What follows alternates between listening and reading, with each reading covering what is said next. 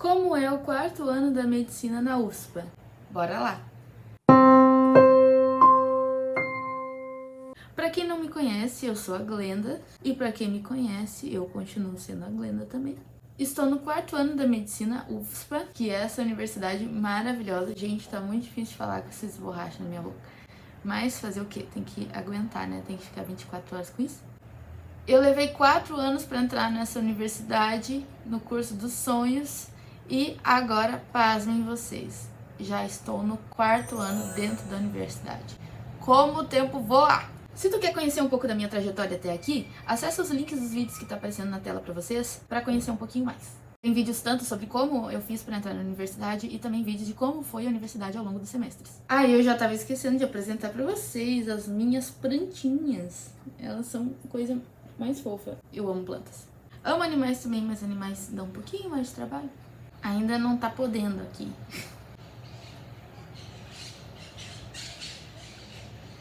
Você pode me perguntar, Glenda, algo mudou do terceiro pro quarto ano? e eu vou te dizer que sim. Eu me sinto mais médica, me sinto mais preparada para lidar com certas situações, preparada para conversar com as pessoas, com os pacientes. O semestre que eu fiz até agora foi conhecido como o semestre das disciplinas cirúrgicas. Ou seja, é o semestre que a gente pode entrar, ver cirurgia, participar de cirurgia, botar a mão na massa. O que é bem interessante porque me remeteu bastante o meu primeiro ano em que a gente colocou a mão na massa, só que dessa vez a massa era um cadáver e não uma pessoa viva. Então, realmente, aqueles conhecimentos lá do primeiro ano foram importantes para agora. É no próximo semestre que eu vou ter contato com a gineco, com a obstetrícia, pediatria, oftalmo, otorrino e estou ansiosíssima também. Mas bora falar sobre as cirúrgicas. Esse foi o meu semestre. Vamos ver se eu lembro de colocar a foto, né? Porque no último vídeo eu esqueci. Clínica cirúrgica. Então, todas as manhãs nós tínhamos a aula prática de clínica cirúrgica e a aula teórica. Essa disciplina foi dividida em módulos, nos quais a gente passava aproximadamente um mês. Normalmente a gente estudava nesse um mês 3 ou 4 módulos.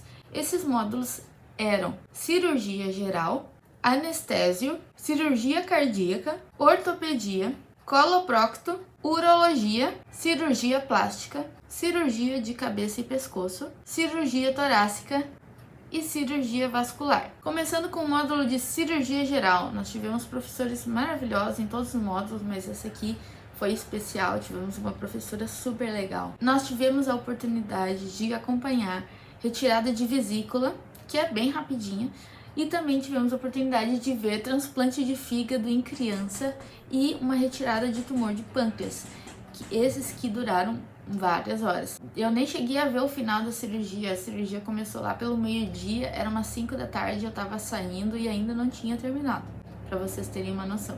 Já no anestésio, eu acompanhei o processo antes da cirurgia, que é o processo de sedação ou intubação do paciente, mas também vi alguns procedimentos para pessoas com dor crônica de coluna, por exemplo, em que eles injetam um material anestésico na coluna, então para isso precisa de uma sala cirúrgica e tudo mais. Na cirurgia cardíaca, nossa, eu vi pela primeira vez eles abrindo o peito da pessoa e a gente olhando assim, o coração ali, tum, tum, tum, tum.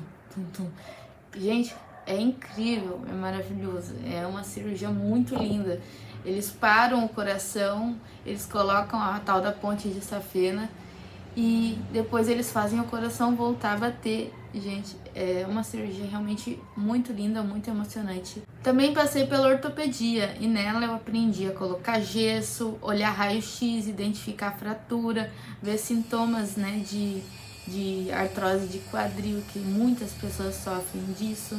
Mas o que mais mexeu comigo foi quando eu ajudei a colocar o gesso no pezinho de uma criança que tinha nascido com um pé torto congênito. Ela tinha um pouco mais de 1 ano de idade, e aí eu tive que segurar para o médico e o enfermeiro colocarem o gesso.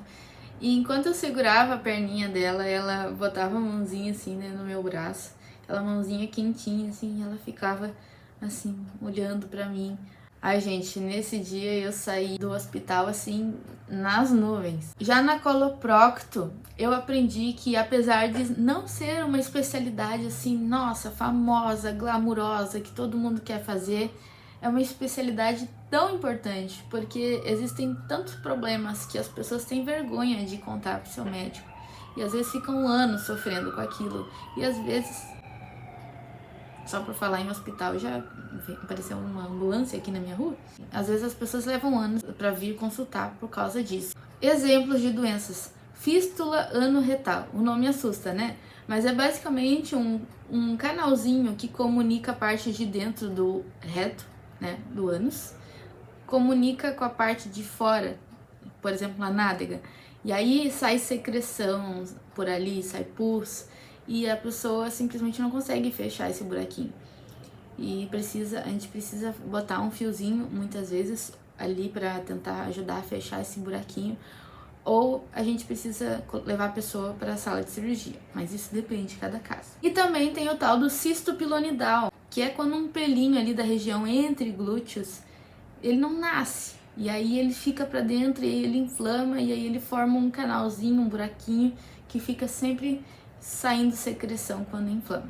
Isso também é bem incomodativo e muitas vezes precisa de cirurgia para resolver.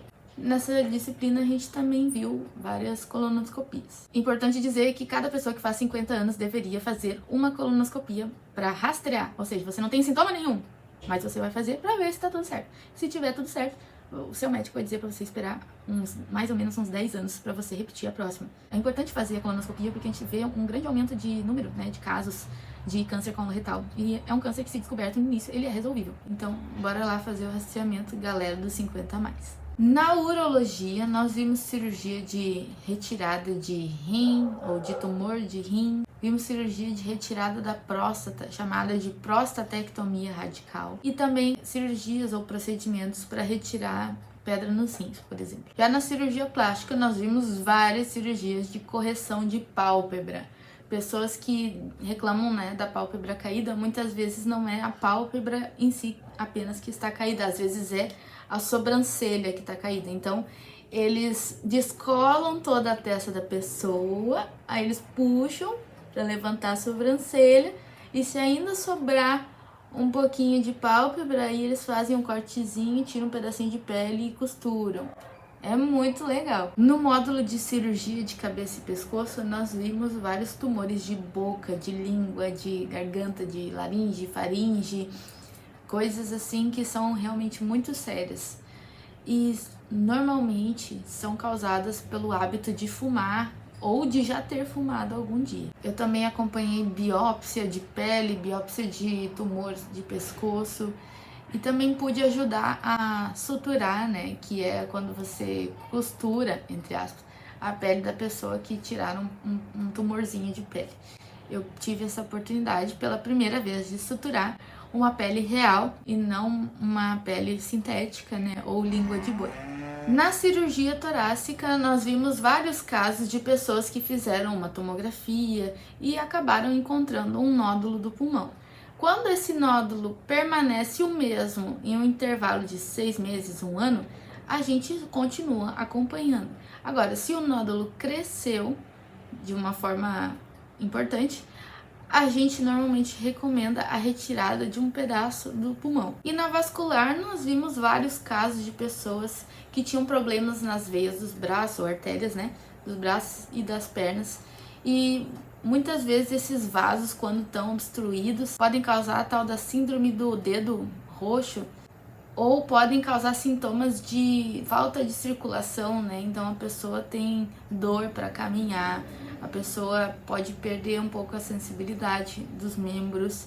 Isso tudo é muito sério. Então, quando uma pessoa tá com uma artéria entupida, a gente precisa colocar uma molinha, tipo aquela que a gente coloca no coração, só que maior, e a gente coloca essa molinha para abrir o vaso novamente, o sangue poder circular, para a pessoa não precisar amputar o membro. Eu acho que o que eu principalmente aprendi nesse semestre foi a importância de não beber, não fumar, fazer atividade física, comer saudável, porque isso evita um grande problema na velhice, ou não só na velhice, muitas vezes a gente tá vendo jovens com câncer de intestino e outros problemas. Então vamos cuidar da nossa vida agora pra gente evitar esses estresses no futuro. Tamo junto aí para tentar envelhecer saudável. Se você precisa de ajuda para parar de fumar ou beber, procure o seu médico do posto. Nós temos muitas coisas que podemos fazer por você. Podemos te ajudar, seja de forma com medicamentos ou não. Existem grupos também que podem ajudar, podem conversar. Não deixe para amanhã, não prolongue mais, não postergue mais. Decida hoje viver uma vida saudável. É fácil? Não é. Mas é que tu nunca pode parar de tentar, todos os dias. Vacilei ontem, mas hoje eu vou tentar de novo.